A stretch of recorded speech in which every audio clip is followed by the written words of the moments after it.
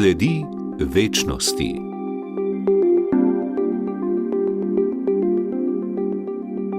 Lepo pozdravljeni. V času epidemije COVID-19 se je pokazalo, kako hitro lahko osamljenost postane ena največjih stisk sodobnega človeka. Kot odziv na epidemijo je pri Young Caritas nastal projekt Povezani preko telefona, ki še danes povezuje mlade prostovoljce in starejše ali osamljene ljudi v preprostih, a dragocenih telefonskih pogovorih.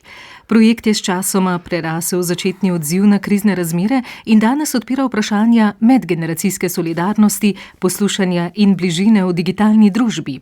Naš gost je Matej Šadelj, ki projekt vodi in ga tudi razvija naprej. Z njim se bomo pogovarjali o tem, kako lahko že kratek telefonski pogovor postane prostor srečanja, zaupanja in upanja. Dobrodošli, Matej. Mi je veselje. Kako se je projekt Povezani preko telefona sploh rodil? In kaj vas je osebno pritegnilo, da ste se vanj vključili ter ga kasneje prevzeli? Projekt Povezani preko telefona se je začel med pandemijo. Takrat so bile še posebej velike potrebe, se je zaznalo, da so res ljudje osamljeni, bili so bolj zadržani, zaprti, previdni. Še posebej starejši so redko kdaj pol šli sploh ven. In te stiske so se zaznale in seveda so na Young Caritas, takrat še nisem bil niti vključen, začeli s projektom Povezani preko telefona, se pravi, da namesto da bi prostovoljec obiskal koga starejšega na domu, smo zavrteli telefonske številke pa s telefonom poklicali nekoga, se pravi, da smo tako se zbližali. Telefon je čisto preprosta stvar, klici so res klicanje starejših drugih je res preprosto in to je mene tudi pritegnilo. Kot mladega zaposlenega sem takrat tudi čutil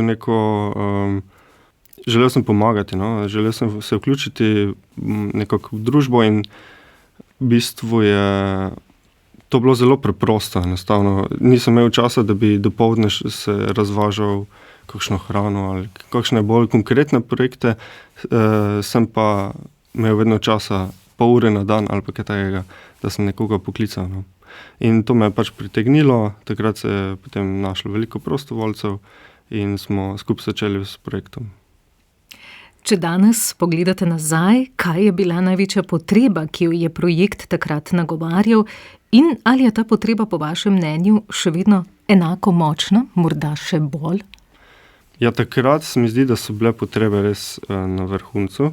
V bistvu samota je bila ne samo za ljudi doma, ampak tudi smo imeli veliko takrat starejših, ki so bili celo v domu za ostarele. Obiski so bili nekako prepovedani, nezaželeni.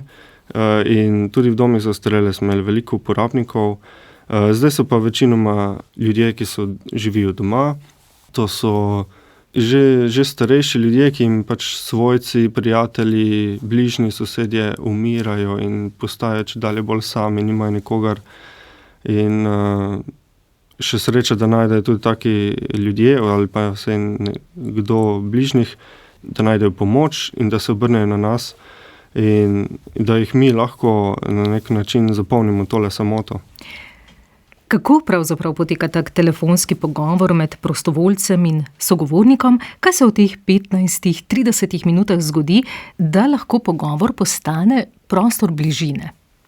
Ja, to so res, kakšni pogovori so res kratki, kakšni so res daljši. Vsi starejši so zelo različni, Nekateri radi veliko klepetajo, drugi da veliko naučijo, spet drugi rabijo neko podporo, neko tolažbo. In ja, mladi prostovoljci se res radi odzovejo, radi na nek način pomagajo, je to kot nek novi član družine, na nek način, recimo jaz nimam več babice in detkov, tako da so to res moji drugi babice in detki. Človek se tudi nekako naveže, ne?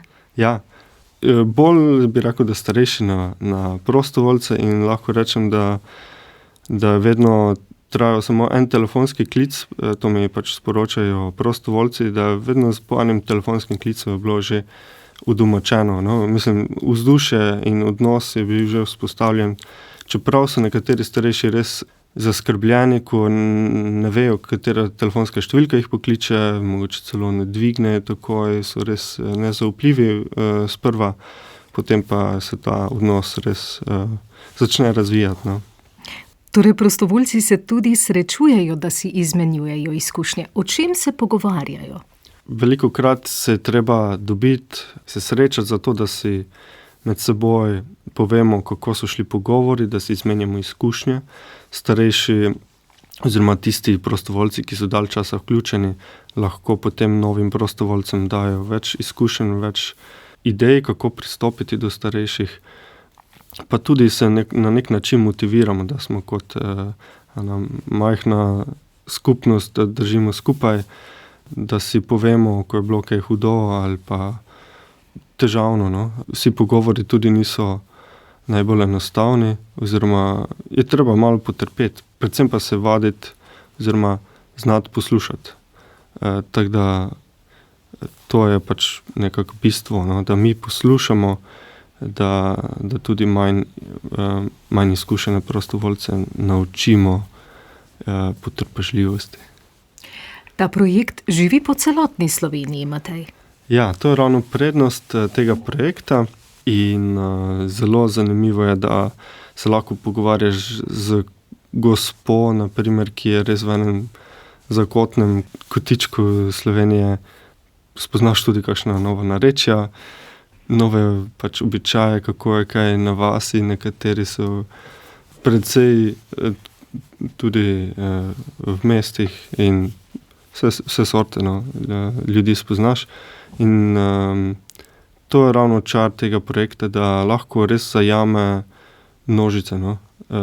Je pa težavno priti do starejših, oziroma starejši dostikrat ne najdejo, ne poiščejo pomoči. No. Vam o tem morda tudi potožijo, da ne poiščejo pomoči, kako prostovoljci se potem odzivajo na to, ki so seveda usposobljeni za tovrstne pogovore? Ja, dostikrat je recimo primer, da je svojci prijavijo, želijo nekaj dobrega storiti za njih, prijavijo na projekt in potem je seveda treba še najprej te starejše ljudi, ki so osamljeni, jih je treba še nagovoriti, da to ni nič strašnega, da se bodo samo enostavno bodo imeli vedno enega prostovoljca, s katerim se lahko zaupajo, da je to preprost klepet, da ni nič hudega. Je pa res, da ima starejši imajo svoje težave in to je že veliko, če nam zaupajo svoj čas, da res stopimo v njihovo okolje, v njihovo intimo na nek način. Koliko teh starejših je vključenih? So morda kakšne številke? Ja, zaenkrat je okrog nekje 15 do 20 starejših, pa tu nekje tudi prostovoljcev. Vedno iščemo nove starejše, nove prostovoljce, ker pač je potencijala še kar nekaj. Projekt torej povezuje predvsem mlade prostovoljce in starejše. Kaj se po vašem mnenju zgodi v tem medgeneracijskem srečanju? Povedala sva, kaj prejmejo v bistvu starejši, ki potrebujejo pogovor, mladi kdaj potrebujejo potrpežljivost. Kaj še opažate, Matej, kot vodja projekta? Ja, mladi tudi potrebujejo na nek način priznanje, oziroma da lahko nekaj prispevajo k družbi. Dostikrat dobijo od starejših tudi neke dragocene izkušnje. Se mi zdi, da se preko telefona celo hitreje vzpostavijo vezi med generacijama in pač starejši lahko povejo celo svojo življenjsko zgodbo in meni se zdi, da je to za mladega prostovoljca res neprecenljivo. Starejši pa dobijo nekega novega zaupnika, novega prijatelja, tudi drugačen pogled na svet. Mladi jih lahko kaj naučimo, starejši res pride do novih spoznanj, no, kako mladi sploh razmišljajo, recimo. Tudi v tem trenutku pravzaprav iščete nove prostovoljce, kaj ne? Ja, tako je, ja. V bistvu na naši spletni strani Young Caritas, povezani preko telefona, je vedno en obrazec, ki ga lahko prostovoljci izpolnijo, pa tudi starejši lahko pokličejo recimo na telefonsko številko 069 928 187 in se prijavijo. Kakšne veščine potrebujejo mladi prostovoljci? Prostovoljci posebnih veščin v bistvu ne potrebujejo. Potrebno jih je samo na nek način opozoriti, no, da je treba biti potrpežljiv, ne segati besedo, potrebno je predvsem poslušati, no, manj govoriti, dvakrat več poslušati, kot pa govoriti, pa tudi ne delati nekih predsodkov, enostavno biti v pogovoru, se pač enostavno pripraviti, umiriti in biti s tisto osebo, ker samo tako si pač najboljši prijatelj. Kakšne zgodbe ali izkušnje so vas kot vodjo projekta najbolj nagovorile in vam pravzaprav pokazale, da ima ena takšna preprosta pobuda resničen vpliv na ljudi?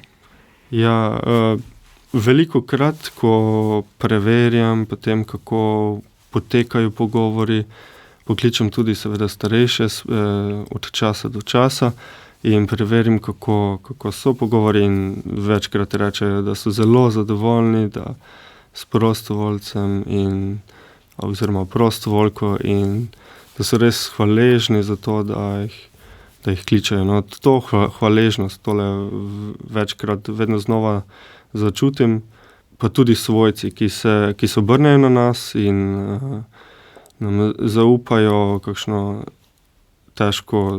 težko zgodbo, kakšne stiske živijo njihovi starši recimo, in zelo so potem res hvaležni, da obstaja nekaj takega, da se lahko še kdo pogovarja z njimi in jim polepša dan.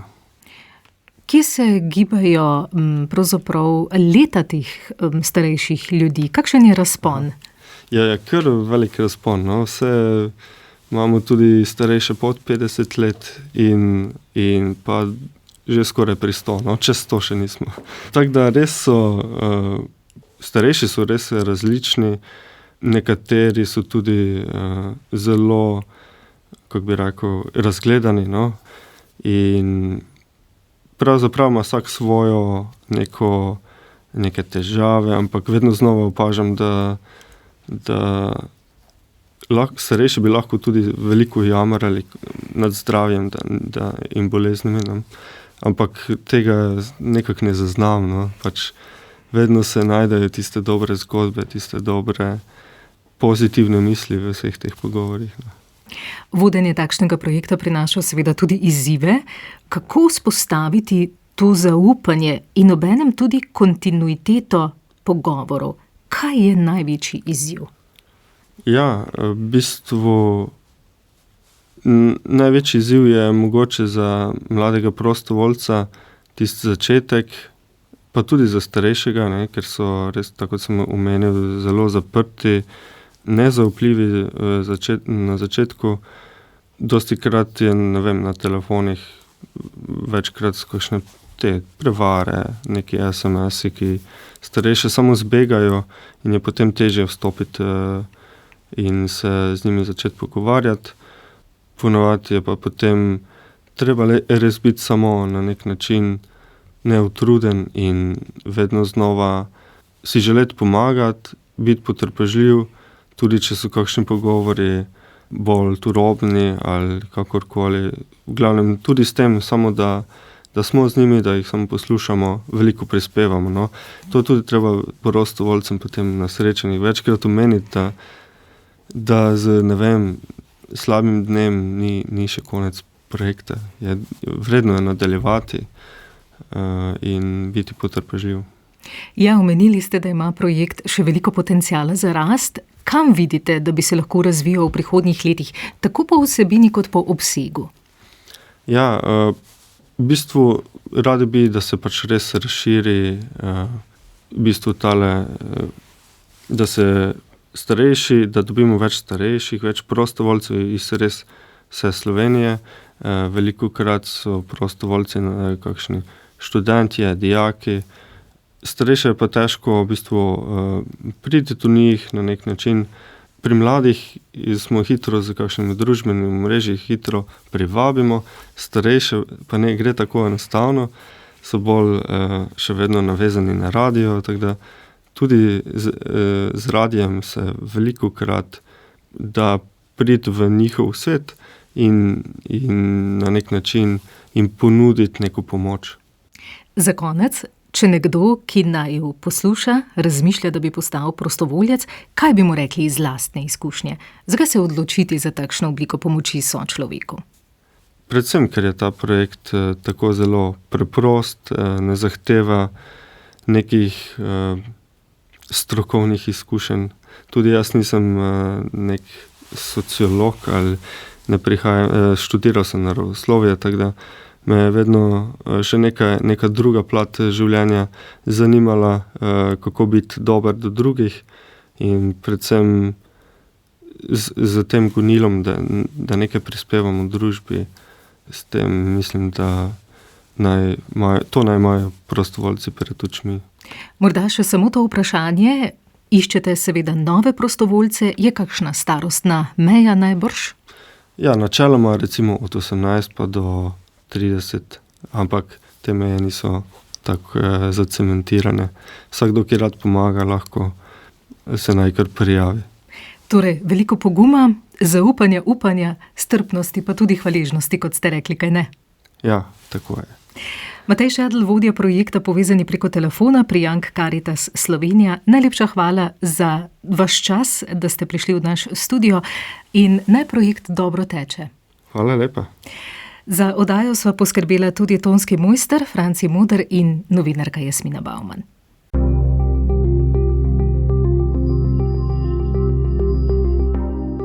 Sledi večnosti.